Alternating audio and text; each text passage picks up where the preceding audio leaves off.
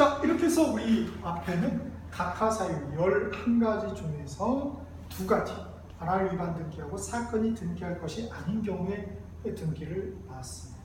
이제 나머지 우리 3번째부터 해서 11번째의 각하사유를 살펴보도록 하겠습니다. 자, 한 권 2차 797페이지 맨 위로 다시 올라가서 3번째, 신청할 권한이 없는 자가 신청한 경우. 예컨대 법무사, 내가 법무사야. 근데 친구가 소유권 이전 등기를 해야 돼. 그러니까 이게 자존심이 세가지고 도와주면 주고 싶은데 공짜로. 그래서 말 안 하고 그 친구를 위해서 내가 했다. 그럼 나는 뭐예요? 될 것도 없으면서 가서 한 거잖아요. 그러니까 무권 대리인. 그런 경우에 등기 신청을 했다. 라는 거죠. 자, 그런 경우는 뭐예요? 그 등기는 유효하다, 무효하다? 유효하죠. 실질관계에 부합하는 유효하게 됩니다. 자, 그래서 구별을 찾자는 거예요. 이 뒤에 것은 실질관계에 부합하는 한 등기관이 그 각하사유에 해당됨에도 불구하고 간과하고 등기를 해줘 버렸어요. 그런 경우에 그 등기는 뭐예요? 실질관계에 부합하는, 이거는 유효입니다. 이 앞에 그 2개는 뭐예요? 무효죠, 그 자체가. 자, 그래서 구별하자는 거예요. 그 다음에 이런 경우가 있죠. 원래 이제 법무사가 이렇게 할 수 있는데, 그 허가받은, 지방법원장으로 허가받은 사무원 1명 될 수 있죠. 근데 너무 바빠. 막 다른 등기 수반이 바빠. 그러니까 허가받지 않은 사무원 슬쩍 가야지. 이렇게. 그렇게 되는 경우도 뭐예요? 신청 권한이 없는 자가 신청한 경우잖아요. 자, 그런 경우도 뭐예요? 실체관계에 부합하다는 유효하게 봐줍니다. 딱 4, 5 보겠습니다. 자, 등기소에 방문하여 등기를 신청할 때 우리 방문 신청을 쓰죠. 당사자 그 대리인 출석해야 되죠. 만약 방문 신청이라면. 그런데 하지 않았어요. 그러면 출석지 위반으로 해서 각하사유에 해당이 됩니다. 근데 예외가 있죠. 우리 관공서의 경우는 촉탁할 수 있는데 그때 우편으로 올 수 있거든요. 출석하지 않은 경우잖아요. 그때는 각하사유에 해당이 되지 않죠. 또 전자신청, 이것도 이 사후에 해당되지 않습니다. 그래서 예외가 있다는 것. 그 다음 5, 신청 정보의 제공이 대법원 규칙을 정한 방식에 맞지 않는 경우. 이렇게. 예컨대 우리 신청 정보에 필요적 기록사항이 있고 임의적 기록사항이 있잖아요. 필요적 기록사항 요거 누락이 됐어. 그러면 각하사유잖아요. 그런데 등기를 해줬어. 그러면 유효하다는 거예요.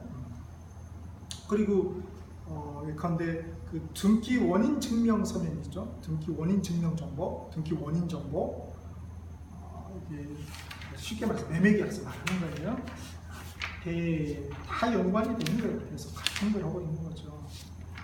우리 첨부 정보로서 봤죠. 761페이지. 동그라미 1번에 등기 원인 증명 정보 있잖아요. 여기에 어떤 기재사항이 있어요. 그런데 지상권은 치료를 안 해도 되죠. 임의적 기록사항이잖아요. 근데 그 기록을 했어. 그런데 신청 정보에 빠져 있어. 그럼 어떻게 되는 거예요? 맞지 않잖아요. 그죠? 이렇게 누락됐잖아요. 그런 것도 뭐예요? 괜찮다고 하는 거예요. 각하사유에 해당되지만은 만약에 등기를 해줬으면 유효하게 된다라는 것입니다. 그 다음에 6호 신청 정보의 부동산 또는 등기의 목적인 권리 표시가 등기 기록과 일치하지 않는, 신청 정보하고 신청서하고 등기 기록, 등기부하고 맞잖아.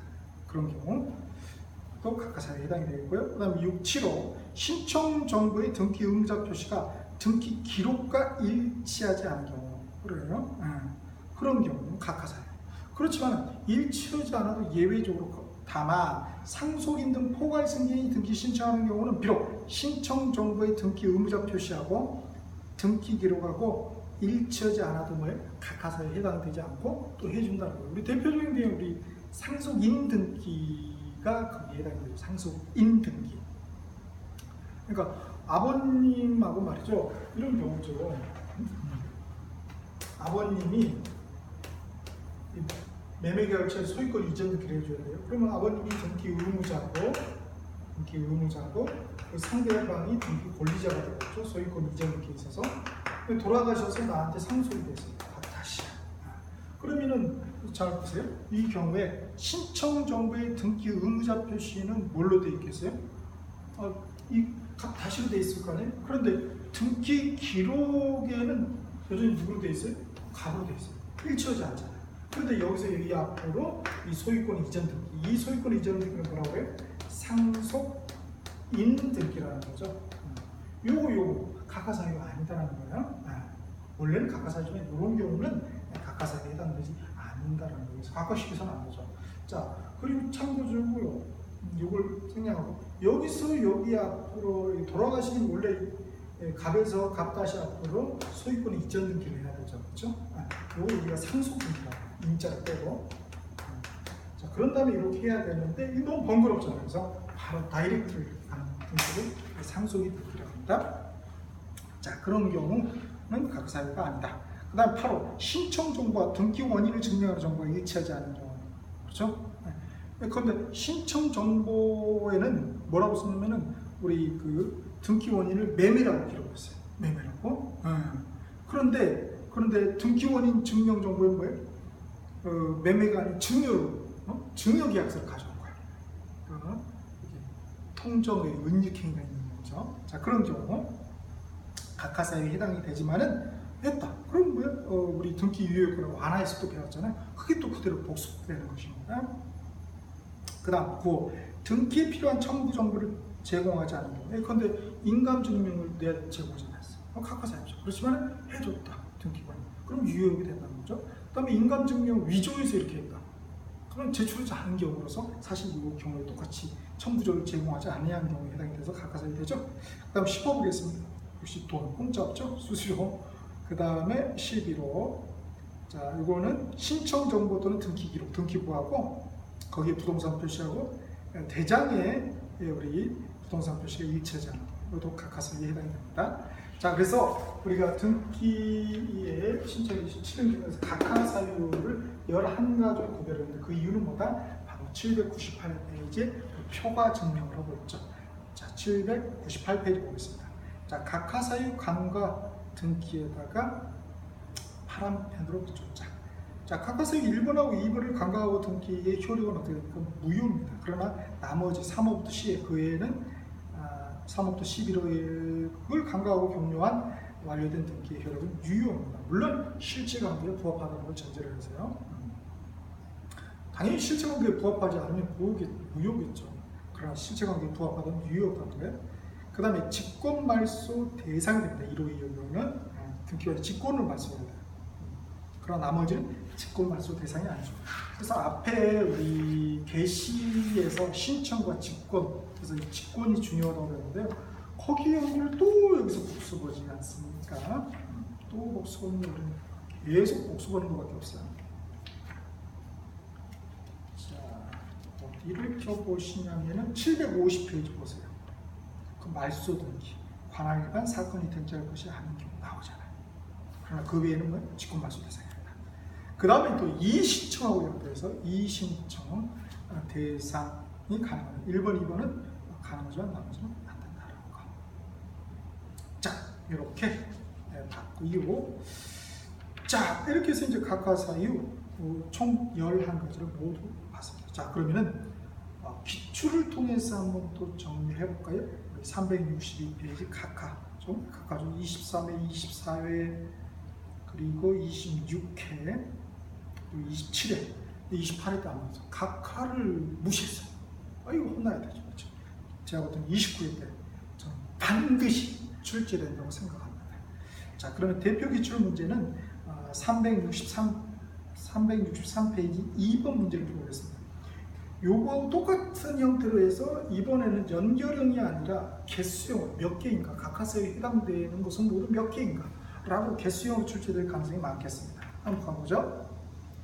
자, 기억번호 가등기에 대한 본등기 금지 가처분 등기, 요거는 사건이 등기할 것이 아닌 경우에 해당합니다. 자, 주의하실 것은 가등기상 그 권리 그 자체에 처분 금지 가처분 등기는 등기가 가능해요. 그렇지만은 그 가등기에 대한 본등기 금지 가처분 등기는 안 된다는 거. 그래서 그거를 구별을 지을 수 아는 게 중요하겠습니다. 그 다음 2번 소유권 이전 등기 말소 청구권 보전을 위한 가등기. 자, 요거 이제 소유권에 대한 물권적 청구권에 해당이 되거든요. 우리 한 건 316페이지, 한 건 316페이지 네모 박스 있죠? 요거 우리 이 그 등기 청구권, 말소 등기 청구권이 바로 소유권에 의한 물권적 청구권이다. 그래서 물권적 청구권은 우리 가등기 불가능합니다. 채권적 청구는 가능하지만은 그래서 가등기 저기 뒤에 한번 보실까요? 또 2차 가등기 우리 정신 차리고 찾아봅시다. 가등기 저기 뒤에 각종 권리 등기 절차에서 가등기를 알아가 보겠습니다. 자, 몇 페이지 표시가 아니면 862페이지죠.